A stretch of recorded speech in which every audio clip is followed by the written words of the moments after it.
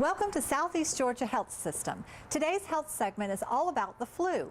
Please join us as we talk with Kathy Watson, board-certified family nurse practitioner at the McIntosh Family Medicine Center right here in Darien, Georgia. It's all coming up next right here on Golden Isles TV. Hi, welcome back to Golden Isles TV. I'm your host, Avery Brooks, and I'm here with Kathy Watson, nurse practitioner. How are you? I'm great. Thank you for having me. You're very welcome. Today we're talking about the flu, and it is that time of year again, unfortunately. Yes, unfortunately. Yes, and I know it's been a busy flu season this year. Yes, it has. Yes. Tell me the difference between, how do you know if you have the flu versus just a bad cold? Well, typically the average common cold, a bad cold, starts with more mild symptoms. You can have, the runny nose, and it's more of a slow onset, whereas the flu is a much more rapid, intense onset. So that's one of the main differences. Wow, good to know. Who is at most risk for getting the flu? The most at risk are our elderly or individuals over the age 65, but also our children under the age of 5. So do you recommend flu vaccines for everyone, or is there a certain population that should get the flu vaccine?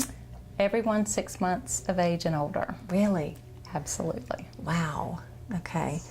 And are we supposed to get the flu shot every year? I know there's been so much talk about the flu this year. It's been a really bad outbreak. So should we get it every year? Yes, it's very important to get the flu shot annually, every year. It's the single best way to prevent the flu is with the flu vaccine. Really? And tell us about, is there just one type? It's just a shot. I've heard that there were like the nasal vaccines. Is that no longer really? The nasal is not used any longer, so it is a flu shot. Okay, perfect. If someone does come down with the flu, what should they do? Well, for most individuals, the flu virus is going to run its course over 3 to 5 days.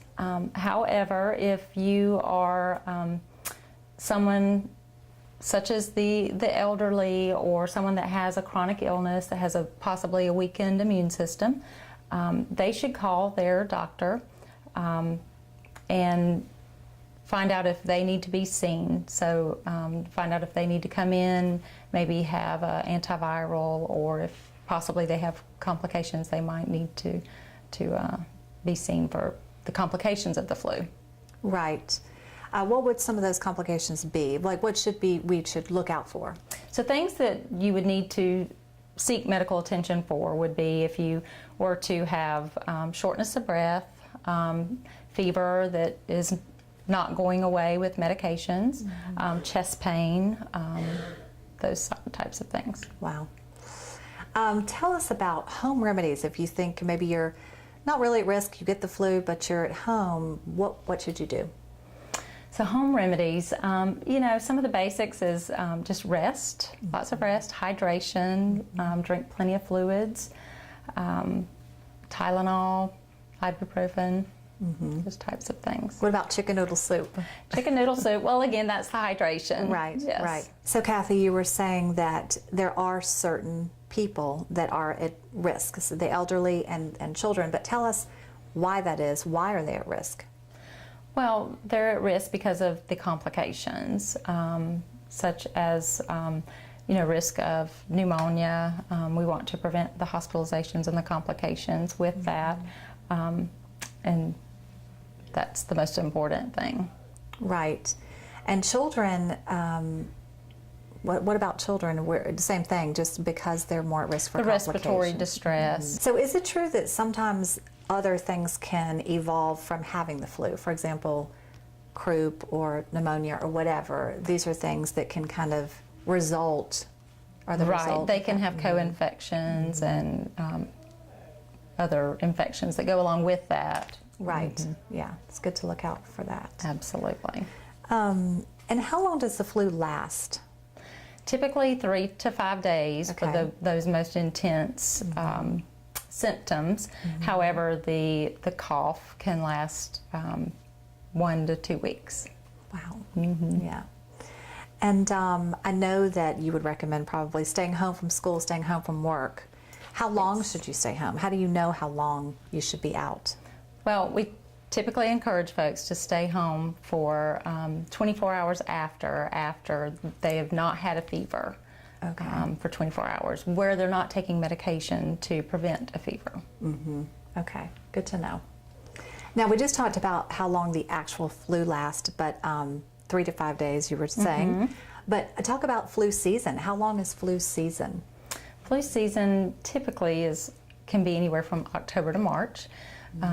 We never really know, season to season, when that's going to hit, but that's typically when we're looking for it. Okay, great. And can you get the flu twice in 1 year? No, you're not going to get the same flu, but as we know, it is the strains are forever changing. So if you get the flu and you get sick again, it's not going to be the same flu. You could have a different virus or infection. You're not going to get the same flu in the same season.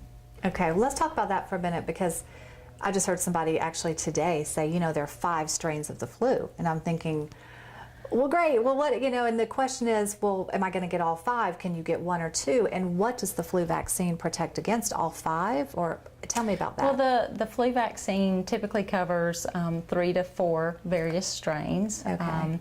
And you know, that is one of the important reasons for getting the vaccine every year, is because that is forever changing.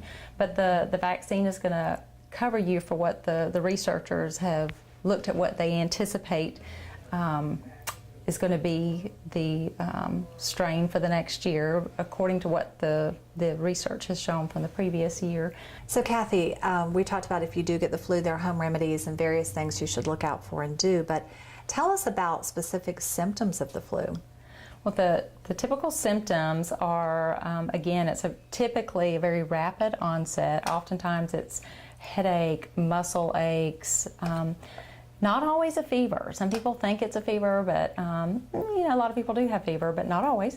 But nasal congestion and just chills, and they just feel really, really bad. Oh, gosh. And not always nausea, vomiting. You know, some people get it confused with the stomach bug, or they'll call it the stomach flu. Some children will have intestinal symptoms, but typically adults do not. But nausea, vomiting sometimes can be associated, but not always.